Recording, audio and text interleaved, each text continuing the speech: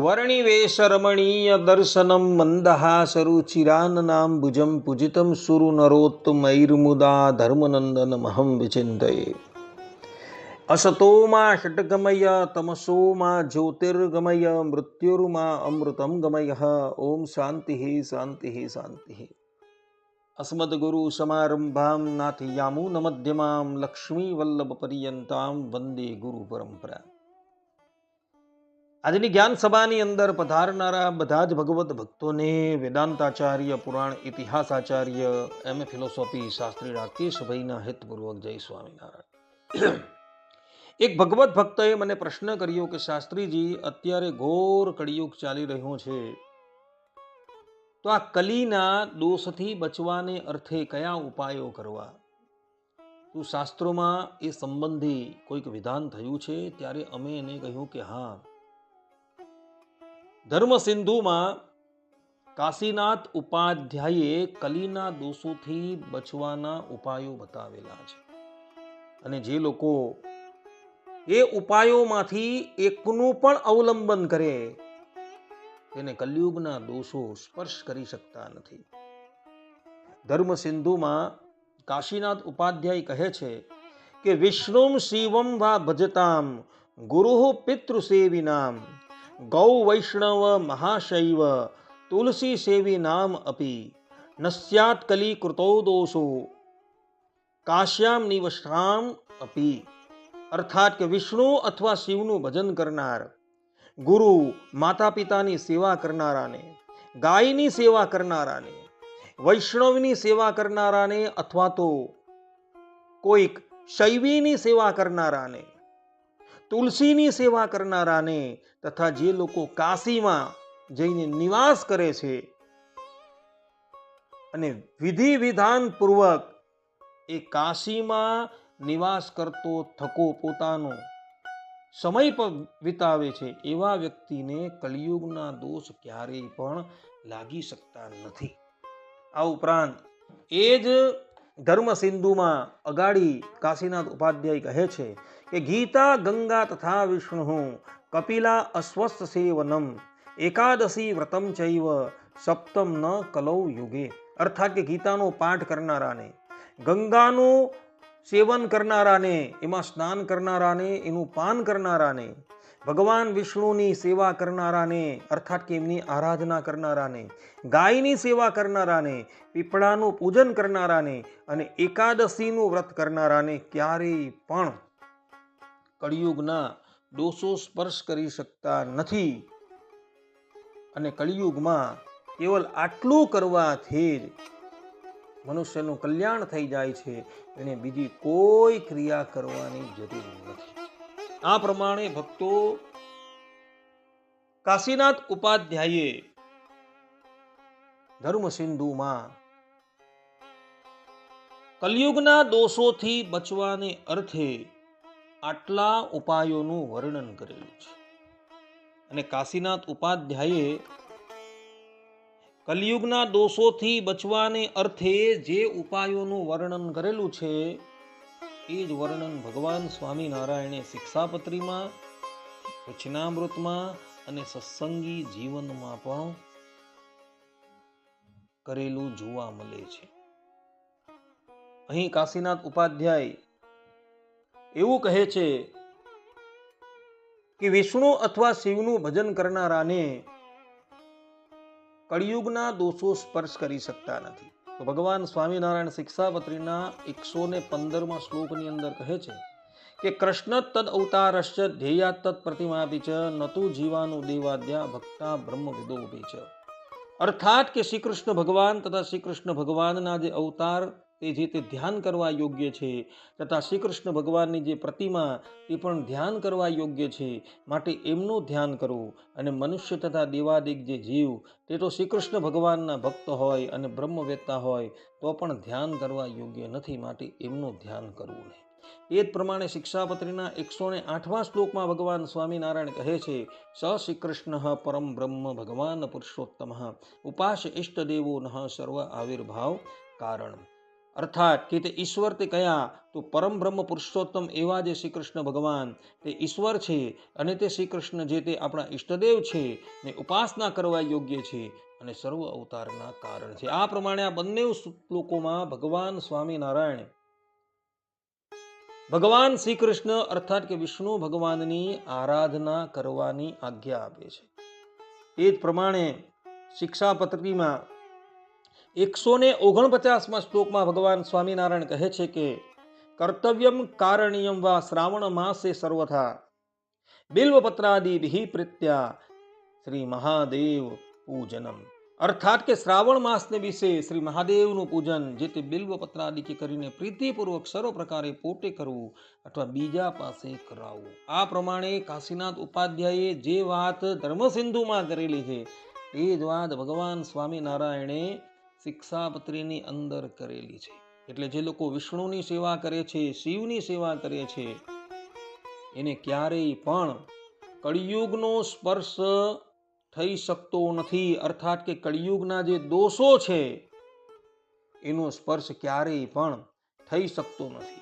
ભગવાન સ્વામિનારાયણ શિક્ષાપત્રીના 139માં શ્લોકની અંદર કહે છે કે યાવત જીવમ ચ શુશ્રૂષા કાર્યા માતુઃ પિતુર્ગુરોઃ રોગાર્તસ્ય મનુષ્યસ્ય યથાશક્તિ ચ મામકૈઃ. અર્થાત કે અમારા આશ્રિત જે ગ્રહસ્થ તેમણે માતા પિતા અને ગુરુ તથા રોગાતુર એવા જે કોઈ મનુષ્ય તેમની જે સેવા તે જીવન પર્યંત પોતાના સામર્થ્ય પ્રમાણે કરવી. આ પ્રમાણે ભગવાન સ્વામિનારાયણે માતા છે, પિતા છે, ગુરુની સેવા કરવાની આજ્ઞા આપેલી છે.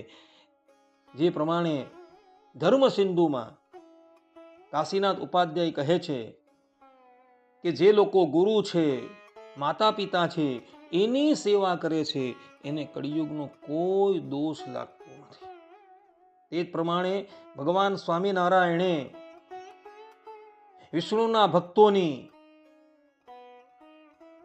સેવા કરવાની આજ્ઞા પણ વચનામૃતની અંદર આપેલી છે. ભગવાન સ્વામિનારાયણ ગધડા મધ્યના 63માં વચનામૃતની અંદર કહી રહ્યા છે કે જીવને બળ પામવાને અર્થે ભગવાનને ભગવાનના ભક્તની સેવા બરાબર બીજો કોઈ ઉપાય નથી. જે પ્રમાણે કાશીનાથ ઉપાધ્યાય અહીં વૈષ્ણવ છે, શૈવ છે, એના ભક્તની સેવા કરનારાને કળિયુગનો દોષ સ્પર્શ કરી શકતો નથી. તે જ વાત ભગવાન સ્વામિનારાયણે પોતાના વચનામૃતની અંદર પણ કહેલી છે. કાશીનાથ ઉપાધ્યાયે કલયુગના દોષથી બચવાને અર્થે તુલસીની સેવા કરવાનું કહ્યું છે. તો ભગવાન સ્વામિનારાયણે સત્સંગી જીવનના 5મા પ્રકરણમાં પોતાના સમસ્ત આશ્રિતોને આજ્ઞા કરેલી છે કે નિત્ય તુલસી દ્વારા ભગવાનની પૂજા કરવી જોઈએ. અહીં કાશીનાથ ઉપાધ્યાય કલયુગના દોષોથી બચવાને અર્થે ગાયની સેવા કરવાનું વિધાન કરે છે. તે જ પ્રમાણે ભગવાન સ્વામિનારાયણે શિક્ષાપત્રીના 142માં શ્લોકમાં ગવાદીનામ પશુનામ ચ પ્રોણતોયાદિભિર યદિ સંભાવનમ ભવેત્સ્વેન રક્ષાસ્તે તર્હિ નાન્યથા. આ શ્લોક દ્વારા પોતાના સમસ્ત આશ્રિતોને ગાયની સેવા કરવાની પણ આજ્ઞા આપેલી છે. એટલે ભગવાન સ્વામિનારાયણે શિક્ષાપત્રીમાં જે પ્રમાણે કહ્યું છે એ પ્રમાણે જો આચરણ કરવામાં આવે ને તો મનુષ્ય કલિયુગના દોષોથી બચી જાય છે. કારણ કે ઇતર શાસ્ત્રકારોએ કલિયુગના દોષોથી બચવાને અર્થે જે ઉપાય બતાવેલા છે એ બધા જ ઉપાય ભગવાન સ્વામિનારાયણે શિક્ષાપત્રીમાં, વચનામૃતમાં અને સત્સંગી જીવનની અંદર બતાવેલા જ છે. એટલે ભક્તો, શિક્ષાપત્રીની આજ્ઞા પ્રમાણે જો તમે અક્ષરે અક્ષર વર્તશો તો તમારી અંદર ક્યારેય પણ કલયુગના દોષો પ્રવેશી શકશે નહીં. આ પ્રમાણે ભગવાન સ્વામિનારાયણ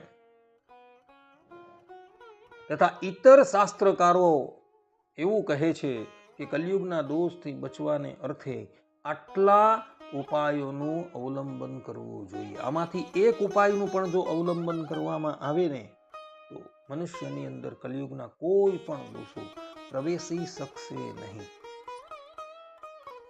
કાશીનાથ ઉપાધ્યાયે ગીતા ગંગા તથા વિષ્ણુ કપિલા અસ્વસ્થ સેવનમ એકાદશી વ્રતમ ચૈવ સપ્તમ ન કલૌ યુગે. અર્થાત ગીતાનો પાઠ, ગંગાનું પાન સ્નાન, વિષ્ણુની સેવા, ગાયની સેવા, પીપળાનું પૂજન, એકાદશીનું વ્રત કરવામાં આવે તો કળિયુગમાં એ સિવાય બીજું કાંઈ કરવાની જરૂર નથી. આ પ્રમાણે કહ્યું છે.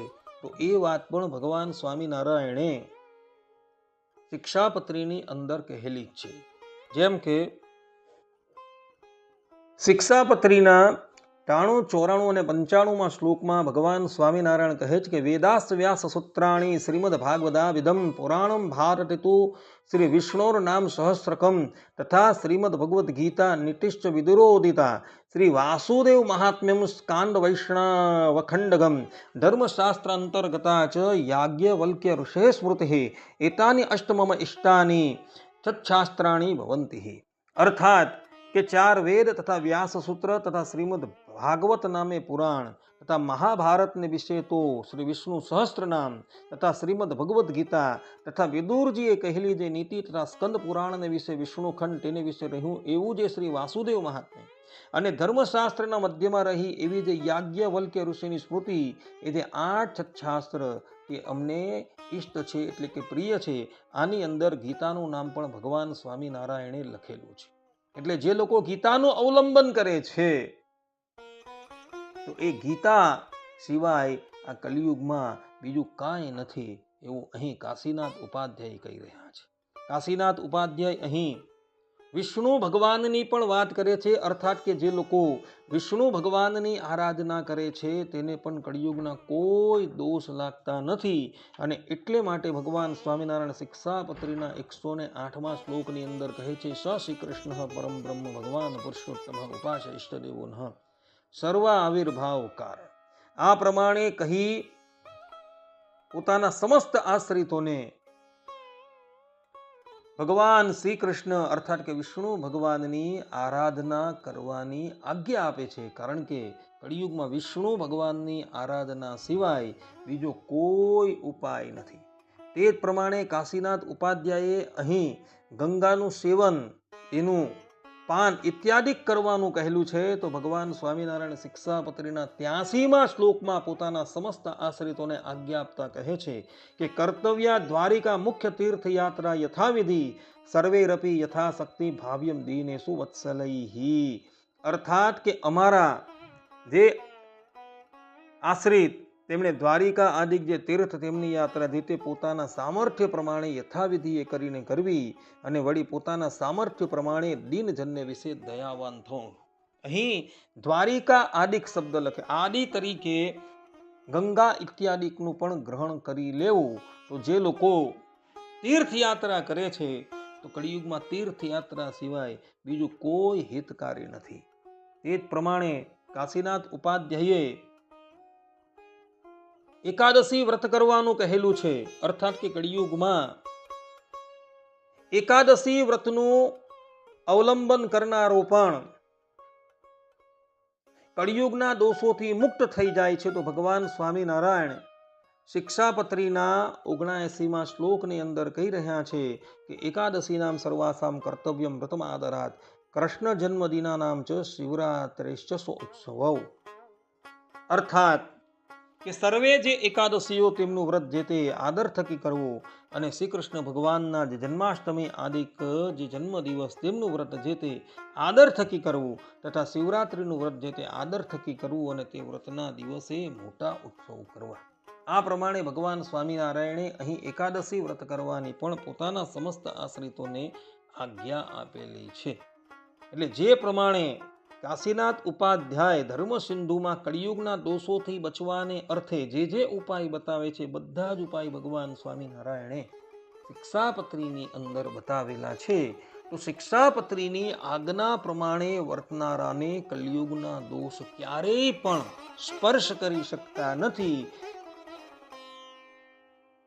એવો નિર્ણય અહીં થાય છે. અને એટલે માટે ભગવાન સ્વામિનારાયણ શિક્ષાપત્રીમાં 108 તથા 109 શ્લોકની અંદર કહે છે કે યે પાલયંતી મનુજઃ છચ્છાસ્ત્ર પ્રતિપાદિતાન સદાચારન સદાતે અત્ર પરત્ર ચ મહાસુખઃ તાલો ઉલ્લંઘયાત્ર વર્તન્તે યતુ સ્વૈરમ કુબુદ્ધયઃ ઇહામુત્ર ચ મહલ લભંતે કષ્ટમેવહિ. અને 10મા શ્લોકની અંદર ભગવાન સ્વામિનારાયણ કહે છે કે અતો ભવદ્ભિર્મચ્છિષ્યૈ સાવધાનતયાખિલૈ પ્રીત્યતામન શ્રુત્યૈવ વર્તિતવ્યમ નિરંતરમ. અર્થાત કે શ્રીમદ ભાગવત પુરાણ આદિક જે સત્શાસ્ત્ર તેમણે જીવના કલ્યાણને અર્થે પ્રતિપાદન કર્યા એવા જે અહિંસા આદિક સદાચાર તેમને જે મનુષ્ય પાળે છે તે મનુષ્ય જે તે આલોકને પરલોકને વિશે મહાસુખિયા થાય છે. અને તે સદાચારનું ઉલ્લંઘન કરીને જે મનુષ્ય પોતાના મનમાં આવે તેમ વર્તે છે તે તો કુબુદ્ધિવાળો છે અને આલોકને પરલોકને વિશે નિશ્ચય મોટા કષ્ટને પામે છે. તે માટે અમારા શિષ્ય એવા જે તમે સર્વે તેમણે તો પ્રીતિએ કરીને આ શિક્ષાપત્રીને અનુસરીને જ નિરંતર સાવધાનપણે વર્તવું, પણ શિક્ષાપત્રીનું ઉલ્લંઘન કરીને વર્તવું નહીં. આ પ્રમાણે ભાર દઈને ભગવાન સ્વામિનારાયણે શિક્ષાપત્રીની આજ્ઞા પ્રમાણે વર્તવાની પોતાના સમસ્ત આશ્રિતોને આજ્ઞા આપેલી છે. શા માટે? જે લોકો શિક્ષાપત્રીની આજ્ઞા પ્રમાણે વર્તે છે એને ક્યારેય પણ કલિયુગના દોષો સ્પર્શ કરી શકતા નથી. માટે ભક્તો, શિક્ષાપત્રીની આજ્ઞા પ્રમાણે તમે જો વર્તશો તમને કલિયુગના દોષ ક્યારેય પણ સ્પર્શ કરી શકશે નહીં. માટે બધા જ લોકો શિક્ષાપત્રીની આજ્ઞા પ્રમાણે વર્તવાનો આગ્રહ રાખજો. આટલું કહીને હું મારા પ્રવચનને અહીં વિરામ આપું છું. સર્વે સંતુ નિરામયઃ, સર્વે સુખીનો ભવંતુ, સર્વે ભદ્રાણિ પશ્યન્તુ, મા કશ્ચિત દુઃખ ભાગ ભવેત. અસ્તુ. જય સ્વામિનારાયણ. વર્ણિવેશ રમણીય